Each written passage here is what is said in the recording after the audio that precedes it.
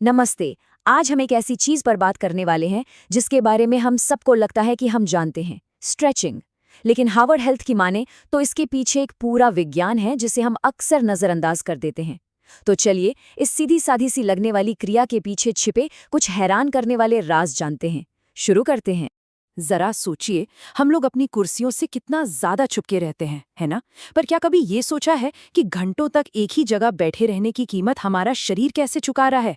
और यकीन मानिए, ये सिर्फ पीठ दर्द से कहीं ज्यादा है। अक्सर ऐसा लगता है ना कि स्ट्रेचिंग तो बस एथलीट्स या जो लोग जिम जाते हैं उनके लिए है। पर सच तो ये है कि ये हम सबके लिए ज़रूरी है। चाहे कोई स्टूडेंट हो, ऑफिस में काम करने वाला हो या कोई हाउसवाइफ।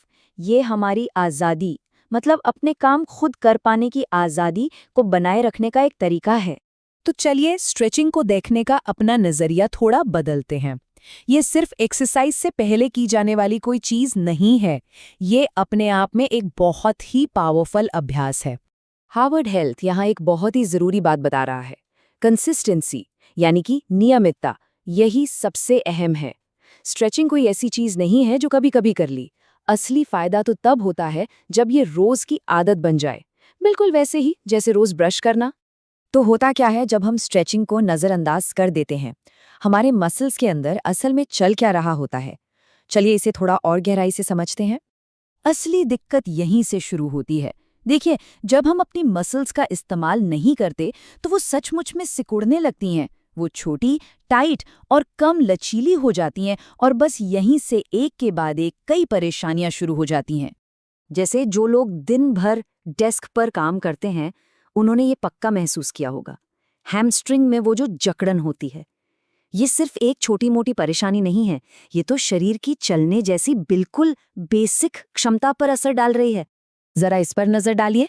एक तरफ है हेल्दी मसल, लंबी और लचीली, जो जोड़ों को सहारा देती है। लेकिन दूसरी तरफ है एक टाइट मसल, जो एक कमजोर कड़ी की तरह है, छोटी, सख्त और ये जोड़ों को चोट के खतरे में डाल रही है। मतलब एक प्रॉब्लम से दूसरी प्रॉब्लम शुरू हो जाती है। ठीक है, तो प्रॉब्लम तो समझ आ गई, पर अच्छी खबर यह है कि इसका जो सल्यूशन है वो हमारे ही हाथ में है, और वो भी बिल्कुल सिंपल, असरदार और आसान। तो आइए देखते हैं कि ये जादू काम कैसे करता है। ये सिर्फ चोट से बचना नहीं है, ये तो शरीर की काबिलियत को अनलॉक करने जैसा है। सोचिए, बिना किसी जकड़न के आराम से चलना, बेहतर बैलेंस बनाना और अपने सारे काम खुद कर पाना, यही तो है रेगुलर स्ट्रेचिंग की ताकत। अच्छा, तो अब ये तो पता चल गया कि स्ट्रेचिंग इतनी ज़रूरी क्यों है। तो अब बात करते हैं इसे करने के सही तरीके की, क्योंकि गलत तरीके से करने पर फायदे से ज़्यादा नुकसान हो सकता है। यहाँ टेक्निक ही सब कुछ है। हार्वर्ड हेल्थ के हिसाब से ये कुछ ऐसे हिस्से हैं जिन पर सबसे पहले ध्यान देना चाहिए, जैसे कि पिंडलियाँ, जो हमें चलने में मदद करती हैं, हैमस्ट्रिंग्स, जो झुकने के लिए ज़रूरी हैं, और हाँ, गर्दन और पीठ, जो हमारे पूरे शरीर को सहारा देते हैं। ये 4 नियम तो एकदम गोल्डन रूल्स हैं। पहला, वार्म अप करना, ताकि मसल्स तैयार हो जाएं। दूसरा, स्ट्रेच करते वक्त उछलना नहीं है, क्योंकि इससे मसल्स में छोटे छोटे टीयर आ सकते हैं। और सबसे ज़रूरी बात, खिंचाव महसूस होना चाहिए, दर्द नहीं। ये एक बहुत ही बड़ा फ़र्क है जिसे समझना ज़रूरी है। तो वो मैजिक नंबर क्या है? 30 सेकंड। जी हाँ, रिसर्च यही बताती है कि कम से कम 30 सेकंड तक स्ट्रेच को होल्ड करना ज़रूरी है, ताकि मसल सुरक्षित तरीके से लंबी हो और लचीलापन बढ़े। इससे कम में पूरा फ़ायदा नहीं मिलेगा। और आखिर में एक बहुत ज़रूरी बात याद रखनी है। लचीलापन पाना कोई 100 मीटर की दौड़ नहीं है, ये एक मैराथन है।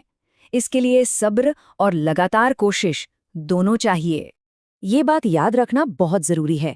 देखिए, जैसे ये जकड़न रातों रात नहीं आई, वैसे ही लचीलापन भी एक दिन में वापस नहीं आएगा। लेकिन हर रोज़ की गई थोड़ी सी कोशिश समय के साथ बहुत बड़े नतीजे देगी। ये एक धीमी पर पक्की जीत है। ये टाइमलाइन इस पूरे सफ़र को बहुत अच्छे से दिखाती है। कुछ ही हफ्तों में फर्क महसूस होना शुरू हो जाएगा, लेकिन जो असली बड़ा बदलाव है वो महीनों में दिखेगा। और हाँ, एक बार जब आप अपने गोल तक पहुंच जाएं, तो उसे बनाए रखना भी उतना ही जरूरी है, ठीक वैसे ही जैसे हम सेहत की दूसरी चीजों का ध्यान रखते हैं। तो आखिर में हम इस सवाल पर आते हैं। स्ट्रेचिंग को एक बोझ या काम की तरह नहीं देखना है। इसे अपने भविष्य के लिए एक इन्वेस्टमेंट, एक निवेश की तरह देखिए। ये एक छोटी सी रोज की आदत है जो जिंदगी भर के लिए मूवमेंट, आज़ादी और अच्छी सेहत का तोहफा दे सकती है। तो सवाल ये है कि अपने भविष्य के लिए ये निवेश किया जाए या नहीं।